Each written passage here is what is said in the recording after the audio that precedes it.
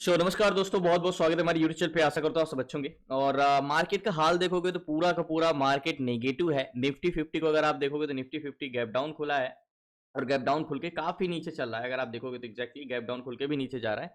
और आप सेंसेक्स को देखोगे तो सेंसेक्स भी गैप डाउन खुल के ही नीचे आ रहा है। मतलब अधिकतर स्टॉक, अधिकतर सेक्टर मार्केट में निगेटिव, क्योंकि न्यूज बेस्ड मार्केट है, इवेंट है। अब ये चीजें मार्केट में, स्टॉक में भी, तो क्या हमें बेरिश ट्रेड लेना चाहिए? अब अधिकतर स्टॉक में क्या पॉजिटिव ट्रेड नहीं होना चाहिए? ये सारी चीजें आपके क्वेश्चन होते हैं कि होल मार्केट तो नेगेटिव है, तो क्या यहाँ से मार्केट रिकवर कर सकता है? देखो, एक होता है मार्केट में, मैंने आपको बोला था कि मार्केट जब बहुत ज्यादा गैप डाउन हो जाता है तो उसकी स्ट्रेंथ खत्म हो जाती है। लेकिन कभी कभी तो गैप डाउन होने के बाद भी मार्केट का अच्छा खासा गिर जाता है। तो ये कैसे समझ सकते हैं? मार्केट में देखो, ये गैप डाउन है, ठीक है, तो यहाँ से गैप डाउन खुलने के बाद मार्केट यहाँ पे कॉन्सोलेशन कर रहा है। अगर आप ये वाला फेज उठा के देखोगे तो मार्केट इसमें भी कोई मूवमेंट नहीं आया, कॉन्सोलेशन कर रहा है। हमें इंडेक्स में ट्रेड नहीं करना, हमें स्टॉक में ट्रेड करना है, जो कि सबसे बड़ा क्वेश्चन मार्क होता है कि स्टॉक सिलेक्शन करना इंट्राडे के लिए। आपको एक स्टॉक ऐसे पिक करना है जो एक तरफा हो, जिसमें अच्छा मूवमेंट आए, जो कंसोलिडेशन ना करे। एक्चुअली में मार्केट में, स्टॉक में जब आप ट्रेड करते हो तो आपका सबसे बड़ा प्रॉब्लम होती है कि स्टॉक्स को आप बोलो बहुत ज्यादा साइडवे होता है, कॉन्सोलेशन होता है। आप कॉन्सोलेशन होगा कि नहीं होगी, ये कैसे फाइंड कर सकते हो? आप देखते हो कि मार्केट जाके नीचे कॉन्सोलेशन करता है, अगर किसी स्टॉक में स्ट्रेंथ ही ना हो, मतलब उसमें कोई इंटरेस्टेड ही ना हो, लेकिन वो बहुत अच्छे स्टॉक बॉटम में आके डबल बॉटम या इन्वर्टेड हैंड शोल्डर पैटर्न बना के ऊपर जा रहा है, तो आपका एक क्वेश्चन है कि क्या यहाँ पे हमें बाय करना चाहिए बट स्ट्रेंथ नहीं? देखो, प्राइस एक्शन भले वहां पे डबल बॉटम बनाए या इन्वर्टेड हैंड शोल्डर पैटर्न बनाए, कुछ भी बनाए, अगर उसमें स्ट्रेंथ नहीं है तो ये क्या करेगा? कॉन्सोलेशन ही करेगा। आपके ट्रेड लेने के बाद भी मार्केट, प्राइस एक्शन देखने के बाद भी मार्केट साइडवेज रह जाता है, कोई भी मूवमेंट नहीं आता है, इसी रीजन से। तो ये चीजें हमें समझने के लिए, देखने के लिए इंपॉर्टेंट है कि मार्केट में बायर क्या चाहते हैं, सेलर क्या चाहते हैं। सबसे पहले मैं आपको एक चीज ये बता देता हूं कि मैं आपसे वादा करता हूं कि आपके स्टॉक में से 10 में से 8 से 9 ट्रेड प्रॉफिट में ही जाएंगे, क्योंकि इंडेक्स के कंपैरिजन में स्टॉक इजी होता है। और इजी क्यों होता है? क्योंकि मैं जब आपको बार बार एक चीज बताता हूं कि डाटा रीड करना, डाटा रीड करना, डाटा यानी जो भी उसमें बायर और सेलर का इंटेंशन होता है, ये चीजें समझना। दूसरा पॉइंट ये है कि फिर बायर सेलर तो इंडेक्स में भी होते हैं, वाई और वैल्यूम, और स्टॉक में भी हो तो वो वाई वैल्यूम। अब मैं आपको बता रहा हूं कि ये एक ऑप्शन चेन है, ठीक है। अब मैं आपको एक स्टॉक लगाता हूं। अब आपको, आप अगर ऑप्शन चेन रीड करना आता है और आपको पता है कि क्या वैल्यूम होता है और क्या सेलर, क्या बायर स्ट्रेंथ होती है, तो क्या स्टॉक मूवमेंट करता है, तो आपको सिर्फ स्टॉक में ये देखना है कि ये डाटा क्या है, और उसी बिहेव पे एक बार आप देखते हो तो उसी बिहेव में ये स्टॉक सारा दिन मूवमेंट करता है, ठीक है। तो और एक इंडेक्स जब आप देखते हो तो ये क्या इसमें शो हो रहा है, क्या कॉल बायर ज्यादा है 30 लाख एंड 25 लाख, तो कॉल बायर तो 30 लाख ज्यादा है। लेकिन इसमें क्या डाटा दिखाई दे रहा है ये इंपॉर्टेंट ही नहीं रखता, बिल्कुल भी इंपॉर्टेंट नहीं रखता, 0%। क्या चेंजेस हो रहे हैं ये इंपॉर्टेंट करता है, क्या बदलाव हुए। तो आपको इंडेक्स में ट्रेड करने के लिए बदलाव को पकड़ने हैं, चेंजेस को पकड़ने हैं। तो इंपॉर्टेंट क्या है? चेंजेस। तो चेंजेस में पकड़ने के लिए आपको क्या होना चाहिए? एक्सपर्ट बनना पड़ेगा, थोड़ा सा स्किल, और थोड़ा सा कह सकते हो कि आपको मार्केट में काफी समय हो चुका हो, एक्सपीरियंस हो, मार्केट में एक्सपीरियंस होगा, तभी आप चेंजेस डाटा पकड़ पाओगे। तो पहले आप चेंजेस बाद में पकड़ो, पहले नॉर्मली डाटा क्या है वो तो पकड़ना सीखो। ये इसलिए इंडेक्स थोड़ा सा डिफिकल्ट होता है कंपेरिजन टू। तो हमें अगर स्टॉक सिलेक्शन करना है, अब मैं आपको बता देता हूं कि मार्केट में 3 तरीके के स्टॉक होते हैं, जो कि मैं आपको हर एक वीडियो में बताता हूं। 3 तरीके के मोमेंटम वाले स्टॉक होते हैं, 3 तरीके के मूवमेंट करते हैं। एक होते हैं जो अपने सपोर्ट या रेजिस्टेंस, बेरिश या बुलिश की ओर स्मूथली की ओर चलते हैं, स्मूथली चलते हैं, मींस लास्ट तक वो एक तरफा डायरेक्शन पे रहते हैं। और दूसरे होते हैं हमारे जो मार्केट में, वो क्या होते हैं, मान चलो ये डाटा पॉजिटिव, ये स्टॉक ऊपर तो जाएगा लेकिन काफी मशक्कत करना पड़ेगा, कुछ इस टाइप से, इस टाइप से आपको चार्ट तो जाते हुए ऊपर दिखेगा लेकिन काफी ज्यादा कॉन्सोलेशन करेगा। और तीसरे जो होते हैं, जाते तो ऊपर की ओर लेकिन कहीं से भी रिवर्स कर जाते हैं। तो हमें पहला नंबर पे ऐसे स्टॉक पिक करना है या दूसरे नंबर पे ऐसे स्टॉक पिक करना है। अब हम बात करते हैं कि मार्केट में जैसे हमें स्टॉक सिलेक्शन करना। अब हम जैसे कोई भी एक स्टॉक पिक करते हैं या कोई भी एक स्टॉक उठाते हैं, जैसे हम ग्रेसिम है, ग्रेसिम को उठा लेते हैं, ग्रेसिम नहीं कोई और स्टॉक उठा लेते हैं, छोटा प्रीमियम है, आईटीसी। आईटीसी में क्या है? आईटीसी एक स्टॉक है जो कि बायर 9418 है एंड सेलर, कॉल सेलर 51,000 है, पुट सेलर 17,000 है, 4,000 पुट बायर है, ठीक है। अब ये स्टॉक में आप बोलोगे कि भाई बायर तो बहुत अच्छे हैं तो स्टॉक ऊपर जाना चाहिए, बट मैं कहता हूँ इस पर ट्रेड नहीं कर सकते। क्यों? क्योंकि आपको जो है कॉन्ट्रैक्ट वैल्यूम भी बताया गया है, लेकिन ये नहीं बताया गया कि वैल्यूम आपको कभी घटा हुआ माइनस की ओर नहीं दिखता। अगर आपको यह पता करना है कि बायर एड किस साइड की ओर है, तो कॉन्ट्रैक्ट ग्रीन मोस्ट इंपॉर्टेंट है कि किस साइड का कॉन्ट्रैक्ट ग्रीन है यहां पे। तो ये स्टॉक में हम किधर भी डबल टॉप या डबल बॉटम में कुछ भी पैटर्न्स देखेंगे फेल होंगे, क्योंकि इसमें सही डायरेक्शन, इसमें बायर और सेलर को भी नहीं पता कि ये स्टॉक किस साइड जाएगा। एग्जैक्टली। अब मैं ऐसे कैसे बोला, देखो देखा, ये बायर और सेलर को भी नहीं पता, आज ही नहीं पूरा दिन से मार्केट देखो साइडवे है। ये आज का गैप डाउन नहीं है, ये कल फ्राइडे का लास्ट फ्राइडे गैप डाउन है। देखो आप इसमें डबल बॉटम देखो या डबल टॉप देखो, क्या काम आने वाला है? बिल्कुल नहीं। ये तो मैंने सिर्फ ऑप्शन चेन देखा ना, तो ये मेन होता है। अब हम बात करते हैं स्टॉक सिलेक्शन की।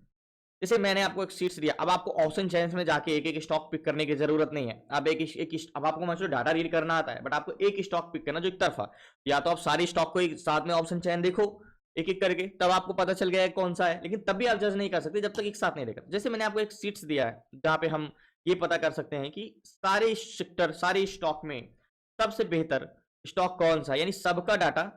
तो फाइनली जब हम बात करते हैं मार्केट में कि जैसे ये सीट्स, अब यहाँ पे सीपीआर, अब हम बात करते हैं कॉलम की।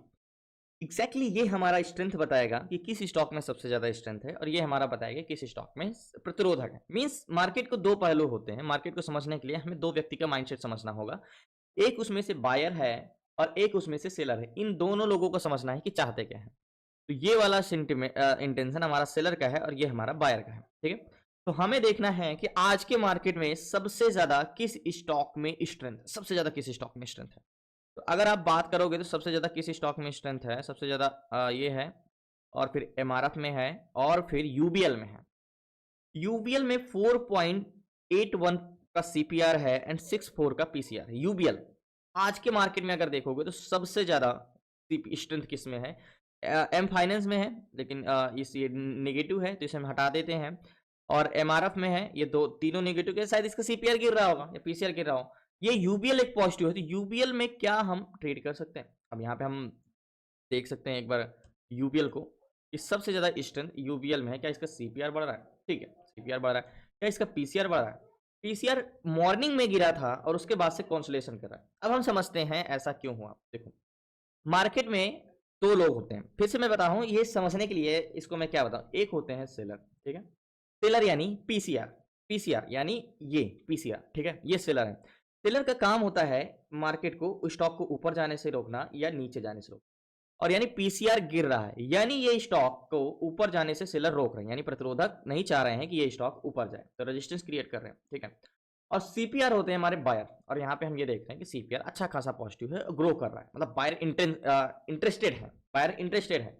तो यहाँ पे और स्ट्रेंथ बहुत ज्यादा है, मतलब ये बस में एक बस है और उस बस को आगे जाने से रोककर भी जा रहा है, उस बस में पैसेंजर भी चढ़ रहे हैं, ठीक है। तो यहाँ पे क्या होगा, अगर ये बायर इस चाह रहे हैं कि स्टॉक ऊपर जाए, तो सेलर का काम है सिर्फ मार्केट को रोकना, और अगर सेलर जीतते हैं तो ये स्टॉक क्या करेगा, एक रेजिस्टेंस पे जाके कंसोलिडेशन करेगा, और बायर जीतते हैं तो ये स्टॉक ऊपर जाएगा, है ना। एक बार हम यूबीएल में लगाते हैं यूबीएल में एग्जैक्टली कॉन्ट्रैक्ट ग्रीन है 3650 लास्ट तक बने रही है। तो फाइनली कॉन्ट्रैक्ट का ग्रीन है तो उतने थोड़ा बहुत रेड है, लेकिन यूबीएल में अगर आप बात करोगे तो स्ट्रेंथ। तो जब हम बात कर रहे हैं इस स्टॉक में, ये स्टॉक में या तो कंसोलिडेशन करेगा या तो ऊपर जाएगा। अब आपको लोग बताते हैं कि पीसीआर 1 के ऊपर रहना तो ट्रेड लेना चाहिए, यही बोला जाता है।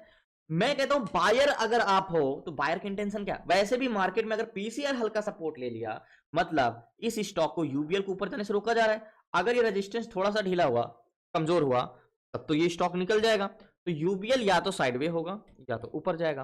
तो यूबीएल को अगर हम लगाएं तो एक्जैक्टली देखो कितना परफेक्ट स्टॉक हमने पिक किया। इतने सारे मार्केट में होल मार्केट नेगेटिव है, आप देखो पूरा मार्केट रेड में है, लेकिन पीसीआर तो गिर रहा है, तो मैंने इसको सीपीआर मतलब इसको चूज क्यों किया? क्योंकि वॉल्यूम सीपीआर देखो कितना अच्छा ग्रो कर रहा है। यानी अगर मॉर्निंग में देखोगे आप वॉल्यूम सीपीआर तो 4.49 का था, प्रेजेंट टाइम में 4.80 का, ठीक है। आज हमारे इस स्टॉक में बायर ऐड हुए, तो सबसे पहले इसको हमें ट्रेड करने के लिए वन डे टाइम फ्रेम में लगाना होगा, वन डे टाइम फ्रेम में। और हमने यहाँ पे 1 मिनट में पता कर लिया, 1 मिनट नहीं 10 सेकंड में पता कर लिया कि आज जितने भी 245 स्टॉक हैं ऑप्शन चेन में, सबसे ज्यादा किस स्टॉक में स्ट्रेंथ है, सबसे ज्यादा किस स्टॉक में। महिंद्रा एंड महिंद्रा को हम कर नहीं सकते, एमएम फाइनेंस को नेगेटिव है, ये भी नेगेटिव है, ये भी नेगेटिव, क्योंकि शायद इसका पीसीआर सीपीआर बिना हमने देखे ही पता कर लिया, तभी तो नेगेटिव है, क्योंकि इसका शायद बढ़ नहीं रहा होगा बाहर। लेकिन यूबीएल बिल पॉजिटिव और इसका सीपीआर भी देखो अच्छा ग्रो कर रहा है। तो वन डे टाइम फ्रेम अगर हॉरिजॉन्टल जोन लगाएंगे तो सबसे इंपॉर्टेंट हॉरिजॉन्टल जोन हमारा ये वाला होगा, ये हमारा हॉरिजॉन्टल जोन होगा, और हम आएंगे इसके बाद 5 मिनट एक्जैक्टली ये हॉरिजॉन्टल। अब मैंने आपको क्लासेस में एक चीज बताया है, वन डे टाइम फ्रेम का हॉरिजॉन्टल जोन उतना ही इंपॉर्टेंट है जितना आपको एक ट्रेन बैक करने के लिए स्टेशन की जरूरत होती है। तो आपको 10 मिनट 15 मिनट 20 मिनट में ट्रेंड लाइन खींचने की जरूरत नहीं है। आपसे वन डे टाइम फ्रेम से बड़ा कोई टाइम फ्रेम सपोर्ट लेवल नहीं ड्रॉ हो सकता। हॉरिजॉन्टल जोन प्रीवियस कैंडल्स का बॉडी। अब हम आ जाते हैं 5 मिनट टाइम फ्रेम में। तो मार्केट हॉरिजॉन्टल जोन को ब्रेक किया है और इस हॉरिजॉन्टल जोन की नेक लाइन की बात करें तो नेक लाइन हमारी ये होगी और नेक लाइन के बाहर अभी एक भी कैंडल्स क्लोज नहीं दिया। तो हम हॉरिजॉन्टल जोन को थोड़ा सा हाईलाइट करेंगे ऐसे। ओके, अब हम बात करते हैं गैन कैलकुलेटर की। गैन कैलकुलेटर की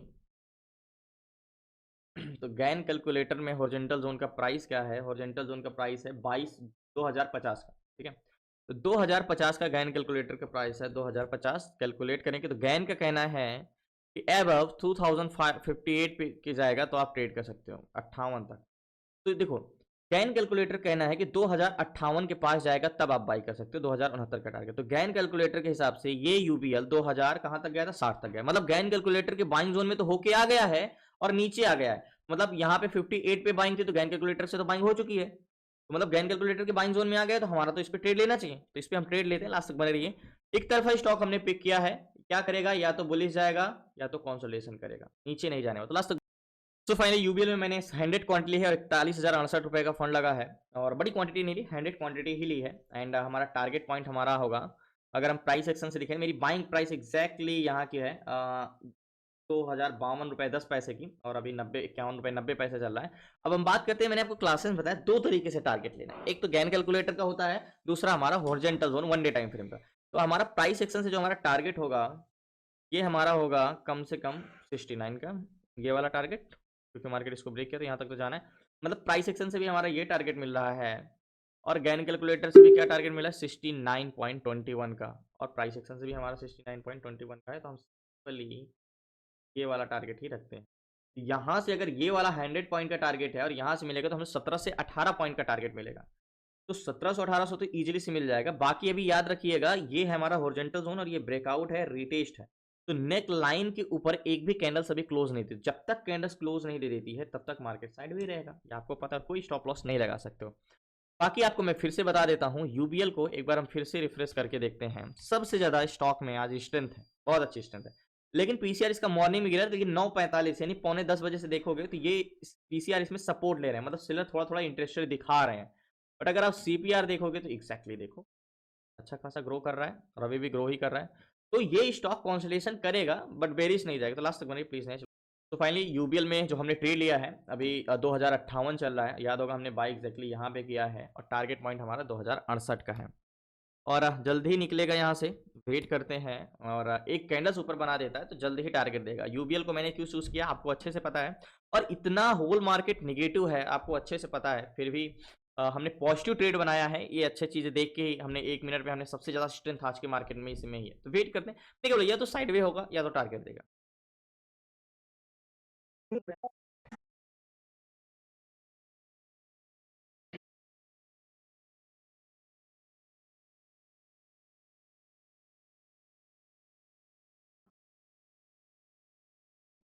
तो फाइनली टारगेट हिट किया, पोजीशन में स्क्वायर ऑफ करता हूँ 68 चल रहा है। इतना मैंने भी नहीं सोचा था कि इतना जल्दी देगा टारगेट, लास्ट तक बने रही पोजीशन स्क्वायर ऑफ करता। सो फाइनली जिसमें मैंने ट्रेड लिया था पोजीशन स्क्वायर ऑफ कर दिया। एग्जैक्टली मैंने सेल किया 2069 पे और अभी तो 71 चल रहा है। अब आपको लोग पीसीआर के बारे में क्यों जानकारी देते हैं, पीसीआर के बारे में बताते हैं। एक्चुअली में हम फिर से यूबीएल को लगाते हैं, बट यहाँ पे तो पीसीआर गिर रहा था तो हमने पॉजिटिव ट्रेड क्यों बनाया? तो पीसीआर तो नीचे चल रहा था, लेकिन सीपीआर है इंपॉर्टेंट, क्योंकि इसमें स्टॉक में हमने ये जाना था सबसे ज्यादा स्ट्रेंथ किसमें है, ये देखा था हमने। तो ये तो निगेटिव था, ये भी निगेटिव था, क्योंकि इसमें शायद पीसीआर गिर रहा होगा या सीपीआर गिर रहा होगा। इसका रीजन हमने देखा नहीं, एमआरएफ निगेटिव था। एंड अगर हम देखें और निगेटिव था और इसमें होता तो हम ट्रेड नहीं करते। यूबीएल जो कि 4.81 5x का स्ट्रेंथ, 64 का पीसीआर, तो इतनी ज्यादा बायर इंटरेस्टेड थे इस पे, तो इतनी तो स्ट्रेंथ होना ही चाहिए। एंड एक कैंडल्स में टारगेट दिया और हमने सही टाइम पे पिक किया और पोजीशन स्क्वायर अप कर दी। इसीलिए मैं कहता हूं कि स्टॉक में ट्रेड करना इजी है कंपैरिजन टू इंडेक्स। अब आपको ये भी पता होना चाहिए लास्ट तक। अब अगर आप ये देखोगे कि सारे स्टॉक मार्केट निफ्टी 50 चाहे आप देख लो पूरा मार्केट नेगेटिव, ऐसा नहीं है कि इंडेक्स भी रिवर्सल किया, यहाँ पे नहीं रिवर्सल किया। अब अगर आप सेंसेक्स भी देखोगे तो सेंसेक्स भी कोई खास रिवर्सल नहीं किया। चाहे आप निफ्टी 50 देखोगे उसने भी कोई खास रिवर्सल नहीं किया। इतने सारे मैंने यही बोलता हूं ना कि हमारे पास जब हम स्टॉक में ट्रेड करते हैं हमारे बहुत सारे ऑप्शन होते हैं। एक ना एक तो स्टॉक परफॉर्म करेगा ही करेगा।